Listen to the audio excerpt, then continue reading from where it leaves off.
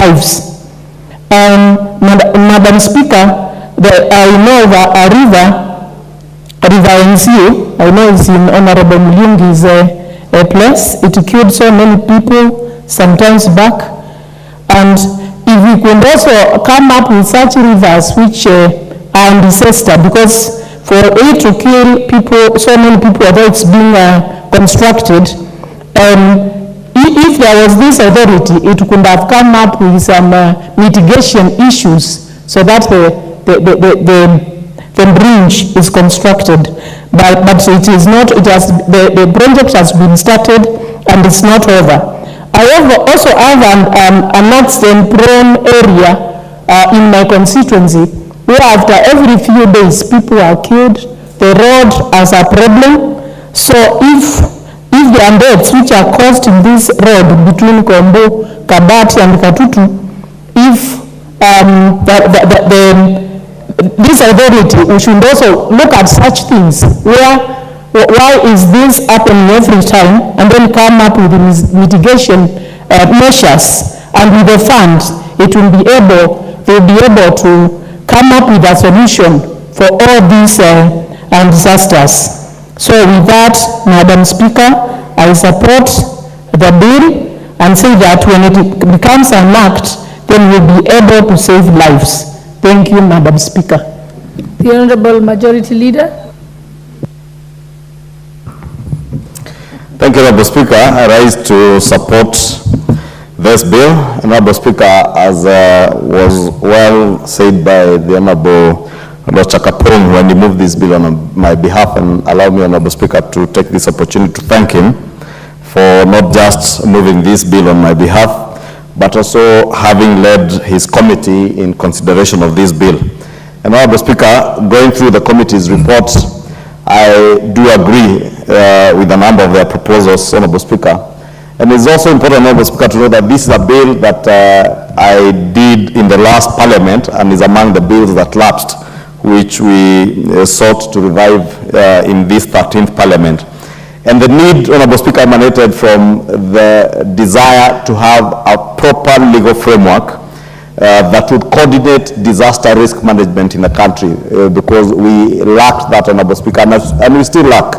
Honorable Speaker, I remember the time I came up with this bill was immediately after the Garisa University terrorist attack. And it was sad, Honorable Speaker, that at that time, and I would believe it's still the case today, in the absence of having a coordinated way in which we manage our disasters and management of risks that would contribute to more disasters. At that time, Honorable Speaker, I remember when the terrorists hit Garisa University, and so many students were shot, some killed, some injured, and you can imagine the anguish that parents had. Garisa at the time was around summer times in Kenya, Honorable Speaker, but temperatures soaring to highs of close to 40 degrees Celsius. And I had an engagement, Honorable Speaker, with the medical officer who was serving in the region at that time and coordinating that disaster from Garisa. And as sad as it was, Honorable Speaker, those who unfortunately lost their lives, upon their bodies being taken to the morgue at the Garisa District Hospital, as it were then, the morgue could not handle the number of bodies that were being taken there. And bodies by that evening had started decomposing. By the time the government was able to mobilize resources from Nairobi to fly to Garisa, to even get fingerprints from the bodies that were already decomposing, it was not even possible. And I was told by those who are in the medical profession, when bodies stay under such temperatures, they get disfigured. And therefore, even fingerprints were disfigured. And that's why you realize it took a long time for families who are already notified that they have lost their loved young ones at the university, but they could not be able to identify what body belonged to who. And imagine the anguish parents had. Some, I remember, are accommodated at Chiromo University, Chiromo campus of the University of Nairobi. And there are harrowing stories of parents being subjected to walk from Chiromo all the way to Nyayo Stadium every morning, going to wait for buses at the Nyayo Stadium to see if they would be able to identify those who are coming in buses from Garisa, be able to get information as to whether they have lost their loved ones.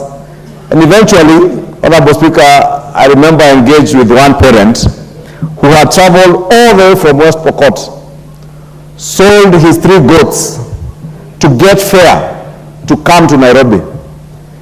And he exhausted the money that he had sold his 3 goats through trying to get accommodation in Nairobi, and had to walk every day when they were eventually hosted by the University of Nairobi in Chiromo. He had to walk every day for almost a week and a half before he finally identified his deceased child from Garisa University. And that motivated me, Honorable Speaker, to ask myself, what is it that we can do to ensure that if such a disaster ever struck again, there is a coordinated way in which we can handle such a disaster or others, Honorable Speaker.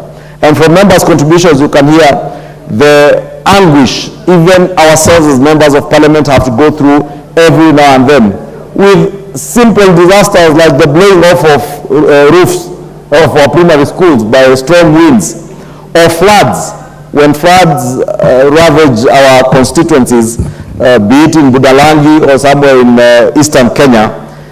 Kenyans are left suffering because there isn't a coordinated way through which government, both at the national level and at the county level, coordinates to handle disasters, Honorable Speaker. And therefore we sought to have this bill, Honorable Speaker, to address some of these challenges, to ensure that we not only provide that legal framework for disaster risk management, but also to enhance the effectiveness and a coordinated disaster preparedness, how we prevent disasters, how we respond, mitigation and recovery from disasters, Honorable Speaker, because it is one thing to wait for disasters to happen, Honorable Speaker. We all know that for many years Budalangi constituency has been ravaged by floods, or when River Nyando and River Nzoia break their banks, people will suffer. And you remember the famous lady of Sirikali Saidia during the regime of President Mwai Kibaki.